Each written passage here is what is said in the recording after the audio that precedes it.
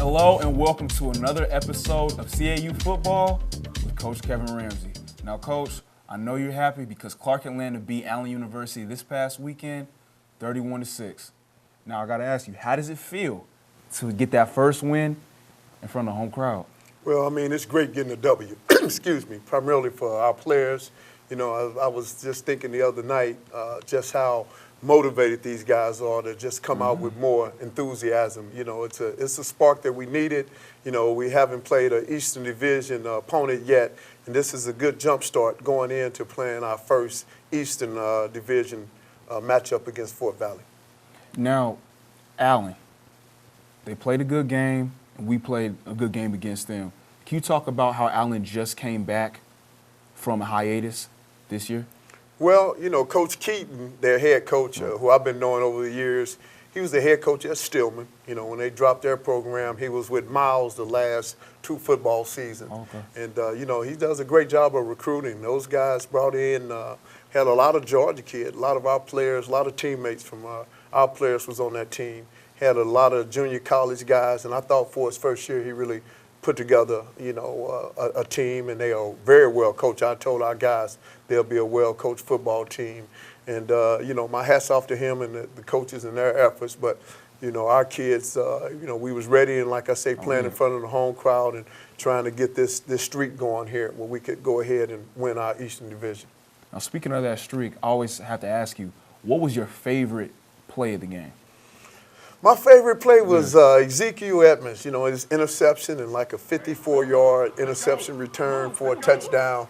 Anytime you score on defense, that's exciting to me. And, you know, offensively, I thought that our offense was, you know, moving the ball a whole lot better. We got to improve on our third down conversions, but to see the offense put points on the board was big. Now, I'm up in the box, and I'm watching. I'm like, okay, Ezekiel, he just got this interception. And then to see all the rest of the defense blocking, like how does that feel for you just to see a quick transition like that from, okay, we're on defense, now we have the ball, what are we going to do with it? Well, that's one of the plays we call as transformers. You know, you're on the defensive side of the ball, and once the ball is intercepted, everybody become an offensive player. He transforming to a running back, and then everybody else transforming to blockers. And we did a great job of picking up blocks, but he did a great job of finding the seams and broke it all the way back across field, which is generally untraditional. Exactly. Generally, with an interception, you want to keep it to the nearest sideline and take it up sideline. But, you know, he wiggled and he wobbled and he got it to the wide side of the field, which was very exciting. And, you know, the thing about scoring on defense like that, you got to go right back out there after kickoff. Right. Now, I talked to you about a defensive play. What about an offensive play? Your favorite offensive play? Well, offensively, you know, I think, Edmonds, Elijah, Odom's run on the zone read, I think he went about, 27 yards for a touchdown to score, you know. And then also, you know, offensively, just to see our running backs, to see Roger Thomas. Exactly. I mean, for him to go, that was big for today. I think he had like 127 yards rushing, and he's tough to tackle once he really gets his motor going. Now for special teams.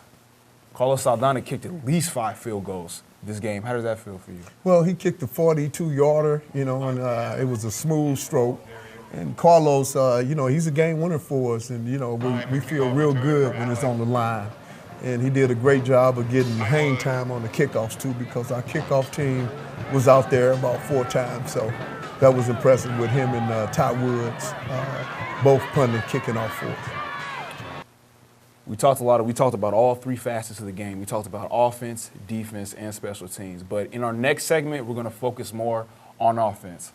Stay tuned. Hello, I'm Coach Kevin Ramsey. I want to invite you to come out and support your Mighty Panthers.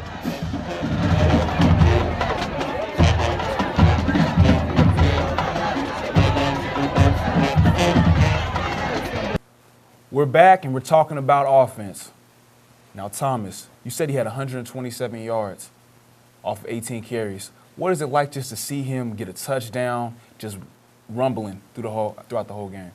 Well, first of all, when you're running the football, you know, you're aggressive on offense, and it's moving the ball, it's getting a chunk of yardage. I think it's, you know, it's eating up the clock. And one thing about Roger Thomas, the more carries he get, that motor get to going. Exactly. You know? And, you know, we kind of backed him off in the fourth quarter, but his motor was still running high. And we're going to need that from Roger the rest of the season. So that's why it was so pivotal to get him started with the running game. And, you know, if you're going to pass it, the running game is the best setup for the passing game. They really go hand in hand together. They do. Exactly. Now, you talked about the passing game. It seems like you chose Odom over Stafford this game. Why? Well, you know, Charles had both of them there, they neck to neck. You know, Charles had the first 4 starts, the first 4 games, and they back and forth. So, you know, we said Elijah, you know, we had him start this game. And, you know, with the running game of Roger, and he was able to, we run the bootlegs and the play action pass. And, you know, we still pleased with Charles. Charles came in the second half, you know, was kind of sparked. Some of the clock kind of got ate up more so than the first half offensively. We had more offensive drives in the first half as opposed to the second half. But I was really pleased with Charles' play too. And I tell you, those guys, as iron sharpens iron, those guys are really sharpening each other. That's some great competition there. CAU scored in all 3 facets of the game, on offense, defense, and special teams. As a coach, what is it like to see that? I mean, that's the ultimate. You know, you want to click on all 3 cylinders, as we speak about in football. And, you know, most times in a game, it's usually one that's really clicking. Like you know, offense. rarely is 2, but man, 3 is pretty awesome. And, you know, we had Darius Blackman. You know, he came in. We saw how wide they had their shield on their punt team. You know, the shield is the last 3 blockers before the punter. And, you know, they had wide shields, so we knew, hey, man, we got to get in there and wiggle and take a shot at it. And Dexter Jackson, who coaches that punt return team, called a block and worked it all week. And Darius Blackman got in there. Not only did he block it, but he scooped and scored. So that was very exciting. And that kind of, you know, get the momentum going. And It was a spark. Yeah, it was a spark. And, you know, that's another deal, too, where the defense get back out on the field, too, after a scoop and score like that. Now, the offense didn't have as many, the passing game didn't have as many yards as the running game. Is that something you want to work on? Oh, well, I mean, anytime you run in the charge like that, running the football, and you're throwing less, you know, if you ask that question to our wide receivers, surely they'll say, hey, let's get in there. But these guys are team players. But I think that's one statement we wanted to make in that particular ball game was we got to get our running game really established and going, and it's just going to bring the best of our passing game is yet to come when people start respecting our run game, you know, and because when you're running the ball well, the safeties, it can't be just running downhill all the time, and now, of course, you can spread them out, start throwing the football. Is there anything else offensively that you would want to see the team improve upon in the next matchup? Well, I'd just like to see us sustain more drives and score, you know.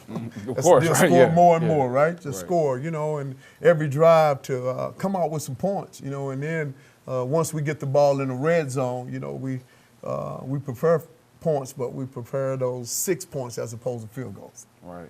Now, switching it over to defense, Coach, I always talk about this, and I'm assuming this is something that you always stress upon in practice. Your swarm tackling this game was ridiculous. Well, you know, that's the goal is always, you know, swarm to the football. The essence of defense is tackling, and we always tell our guys, you know, let's create turnovers. Let's have strip attempts trying to pull the ball out. Let's go for the interception. Let's get the lost yardage, tackles for loss. You know, it's an easy call when it's second and 15, third and 18. But, you know, when people get you on that first down and the second and 2, man, you know, what call do you make defensively? So, and our guys, they kind of feed on that. And we just got to continue to tackle well, gain tackle. We got speed on our defense, and we look good and sharp as a defense when we swarm and gain tackle. Right, because I'm seeing 3, 4, maybe even 5 hats on the ball at one time. Yeah, that's a good thing when you come in Sunday and, you know, one coach said, that's my guy making a tackle, and the secondary coach said, well, we have to slow it up to see who made the tackle. That is a good argument to have on a Sunday as opposed of a guy that just make a solo tackle, so to speak. And these aren't just regular tackles. These are sacks, and these are a lot of tackles for loss. Well, that's the goal, you know, the TFLs and, you know, like our guys, they talk about the decleaters, you know, and that's kind of an old school term, but nevertheless, that means that we're hitting with velocity. Right. Now, we always talk about when it comes to tackling, there's always a new rotation of the top 3 players. What is that like to see even more players stepping up as the season moves forward?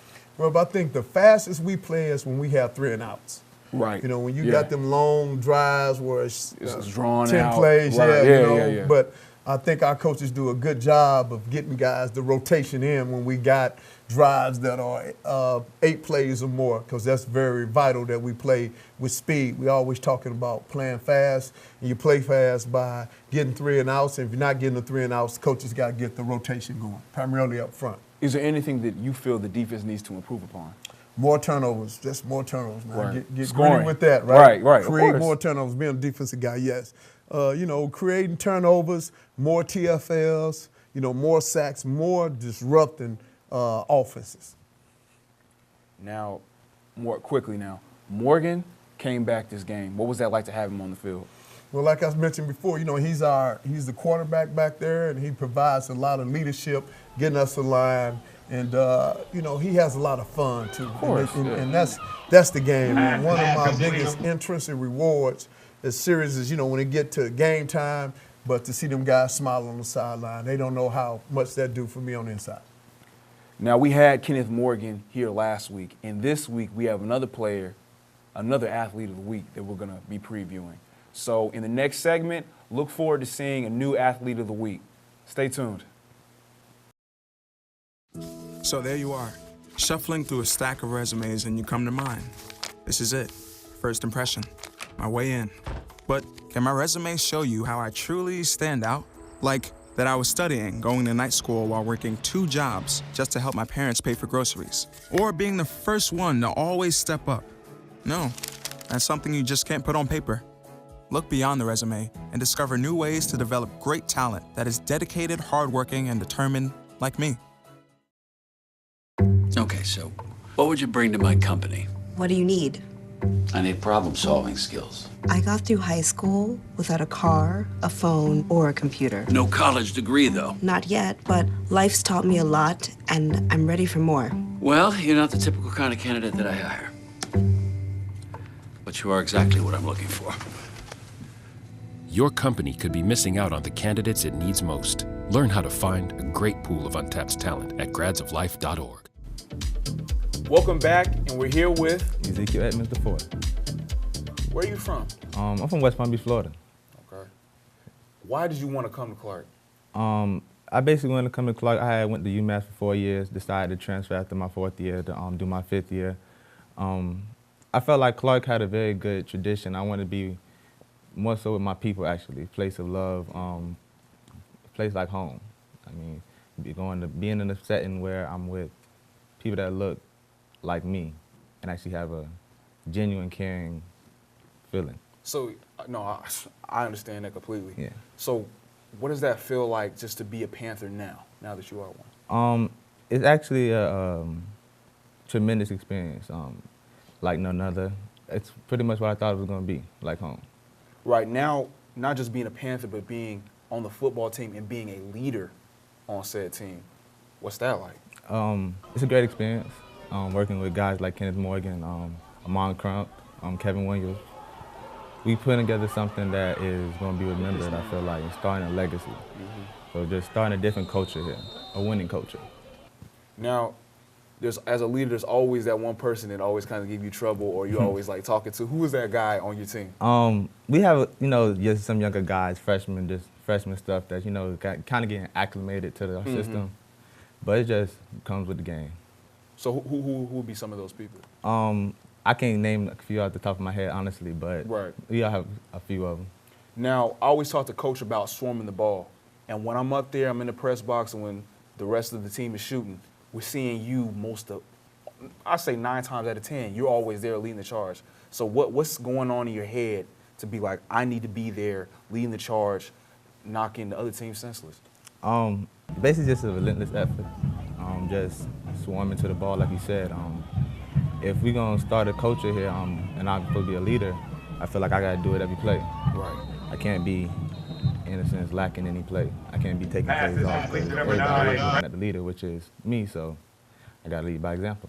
Another thing that I like that you do, I always see you moving. And if you're not moving, it's you in the huddle. And if you're in the huddle, you're talking. So what's it like being the mindset as a leader, just always just having movement and always just everyone can feel your presence? What's that like? I feel like presence is everything. So if you have a good presence, then it's good energy. There's no need to have negative energy on the field, even if you're down. Always have positive energy because you are next play away from winning. Right. Always the next play from catching that pick six. Always the next play picking up that fumble and scoring. So there's positive energy. That's the best thing to have. Right. Now you talked about that pick six. Can you just give us a little short review of that play? So basically, it was a cover 4. Mm-hmm. I dropped in my coverage in my zone. He threw the ball. I kind of baited him in a way. Caught it, and it was rest of history. I cut back. Once I broke that first tackle, I kind of knew reverse fields, and you got it. So Right. once I looked up and seen it was open grass, Kevin Williams with a great block, it was a wrap from there. Right, and you talked about that block. Like, for me, back in the day, way back in the day, when I played defense, that'd be one of the hardest things is when one of our teammates would get an interception, we'd be like, oh, he got the ball, we don't know where to block. But this Clark team, you guys knew what to do. Yeah, we practiced that. We Skelly and all our Skelly periods, whenever we catch a pick, we practice scoring. So that's a very mindset we're trying to have with the changing of the culture. So scoring on defense. So that's something we practice. Okay.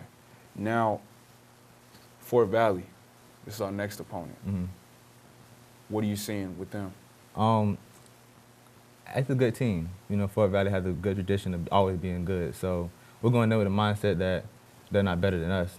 So we're going to go there with the mindset that we're going to show them. I feel like a lot of people look at our record and think, 1-4, which I've been doing, but All right. we got it together. Definitely. So with a good mindset, we're going to go in with positive energy and take care of business. So I can feel that positive energy off you right now. Now, I always talk about the top 3 in tackles. Now, this week, Kyrie Thompson with 9 and Tyrone Mixon with 8, where they're like new names. Because usually it's it's Prophet, Kenneth Morgan, Crumpton, somebody, one of those names.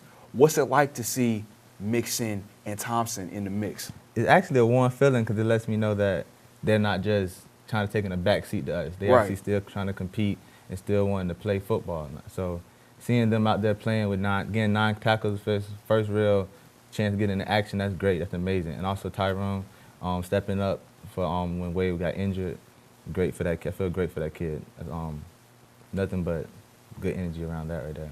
Right. Like, I always talk to Coach about having a steady rotation of players being willing to step up. Now, honestly, I didn't see all these different players. Like, in the top 3 in tackles, the rotation has changed every single game. It's never been the same 3. Is that something that you guys stress during the huddles or in practice? We just honestly stress just making plays. So when your number's called, being able to step up and not have any lack in the game. So when your number's called, stepping up and making plays. Definitely. Do you have any plans after Clark? Yes, I do plan on pursuing going to the NFL, going further in my football play. So what's the path to there? Basically, right now, focus on finishing up the season strong and then off-season training. Okay. And is that like something that you would do here or you would do? I most likely do that back on West Palm Beach, Florida, hometown. Okay. And that's always probably been a lifelong dream of yours? Yeah, it actually has been. I've been thinking about this since I was 10 years old, actually. So it's been a long time coming. That's really beautiful. Now, when you get to NFL, is there any team that you would want to be a part of? Any team that's helping me pay the bills. I can't do nothing but respect that. Up next, we have our segment Pioneer of the Week, and here's some more scores around the HBCUs.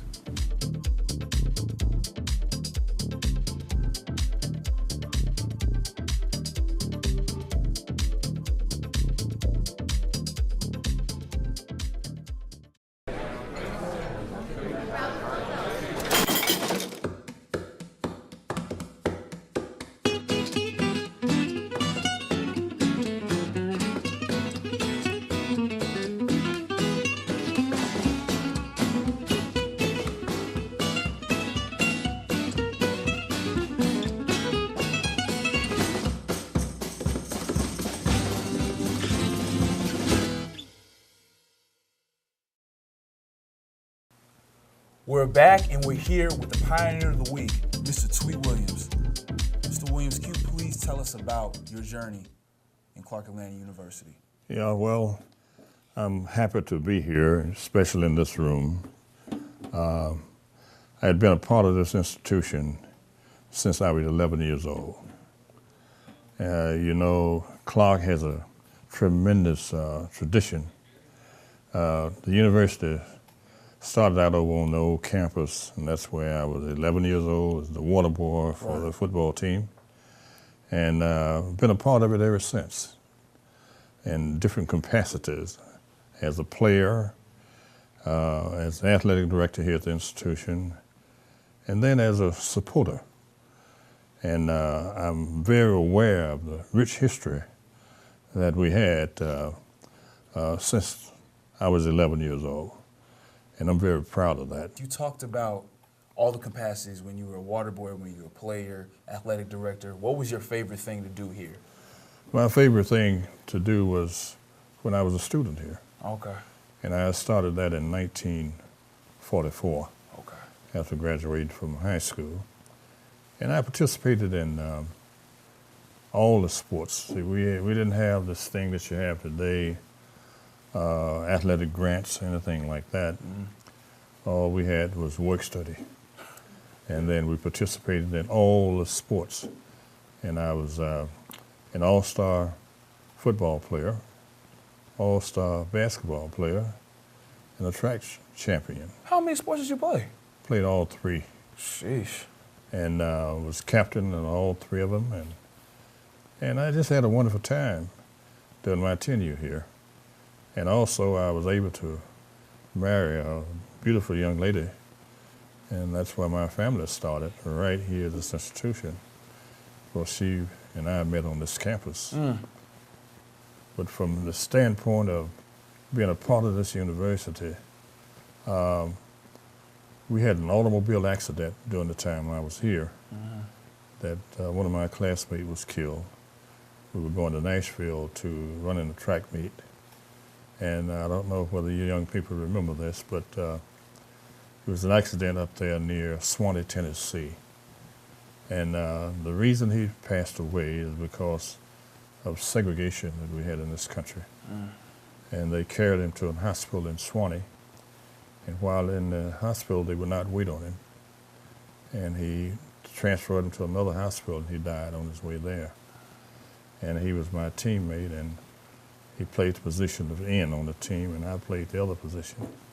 So that was a really hurtful situation during that time, and my roommate was injured in there pretty bad, but he survived.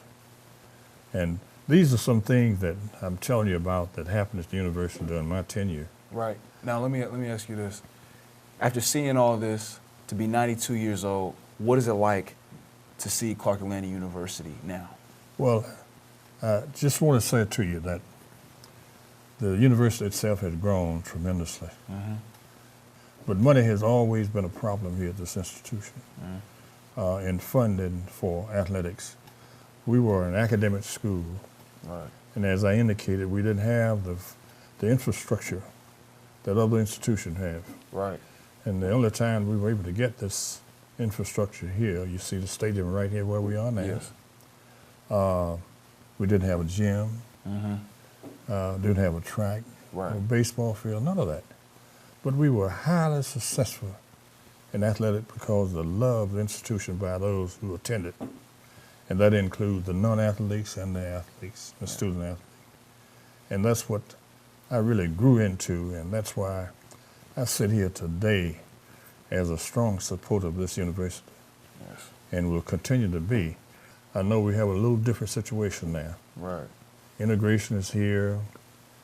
During that period of time, segregation was the law. Right. And we did have the opportunity that you all have here. But I can tell you that the love for this institution was embedded in all the students that attended this school. I think I'm just about the last one of that era Right. that's still living and can talk about this. Right. And I really do. And we all appreciate you talking And to I'm us. just saying this to you because a lot of times young people don't like to listen to old people. Right, but they can learn something. But let me tell you this. If you don't know where you came from, you won't know where you're going. We're back and we're talking about Fort Valley. Coach, we always want to look forward when we're playing sports. Now, last year, we lost to Fort Valley. But what's going to make this year different? Well, it's a new year. Right. This is our first the eastern side of our division opponent. And last time we was there, we lost to those guys in triple overtime. And the winner of that game played for the championship. So we got a lot of reasons to roll up in the Fort Valley. Now, we know about the coach, but what about the players? What are some key players on that team? Well, this starts with their quarterback, Ganton. He was at Georgia military, and he does a fine job. He's a scrambler, runs around, and then they have the running back in Clark. He's a bruiser. He run the ball hard, and then it's their spread offense. What we got to do, we got to tackle well defensively, and then their defense. They kind of, their defensive front is pretty salty. They kind of light at the linebackers. They play a lot of bump and run, and our receivers just got to make those win those one-on-one battles, and we'll be just fine. Now, this is an away game. Is that going to make a difference, or it really won't matter? Well, you know how it is. Our guys, our kids, they really get up for the an conference away game. game. Yeah. And this is the Eastern Division game. And, I talk with our band director. The band is going to be there, and I know the fans will be there. And we just get that fan support, and we're looking forward to kickoff at 6 o'clock. Yes, I feel like it's something about that bus ride, whether it's 1 hour or 9, it's just something about that. It just gets them pumped up. Yeah, it's a big ball game, Eastern opponent, and I like our energy at this morning's practice. Now, Fort Valley averaged 13 points in for this season, and we've averaged 18. How do you feel, confidence-wise, going into this game? Well, their offense been reaching, so to speak, but we just got to continue to swarm. We got to pour on more steam. Play to our advantage, swarm around defensively, and put the offense in great position by getting turnovers and by getting 3 and outs. And offensively, we got to move the ball, and we got to get the ball in the end zone and win on special teams. We just got to be us and get all 3 facets of the game going: special teams, defense, and offense. Now, I know the coaching staff watches a lot of film, as they should. Who do you think on our team is going to win their one-on-one battle almost every time? Wow. My desire and expectation, my hope is every one of them. It's everybody, right? But a ball game like this, you get the guy. Each game we've been having somebody just rise up. We've been having Zeke been consistent, of course. Kenneth's been consistent, Right. but Darius Blackman blocks a punt, scoop and score. Come on now. So that's a part of the team concept, though, and so I look forward to just seeing these guys get out there, compete. And like they say, playmakers make plays. And like I said, if we just tackle well, game tackle defensively, protect the football offensively, and get some drives going, I think we'll do well. Now, you talked about the competition at the quarterback position between Odom and Stafford. Do you know who you're going with, or is this going to be a game-time decision? Well, this week Odom's been working with the Warren, but we feel good with both of them, and I'm sure at some point in time Charles will be in there to be the trigger guy as well, and that's good for the team for us. Both offensively and defensively, guys kind of, when either one of those guys on the field, they're getting the best from the sideline. Definitely. This has been CAU Football with Coach Kevin Ramsey. Check out our new episode next week, and check out the CAU football team at Fort Valley at 6 o'clock. We'll see you there.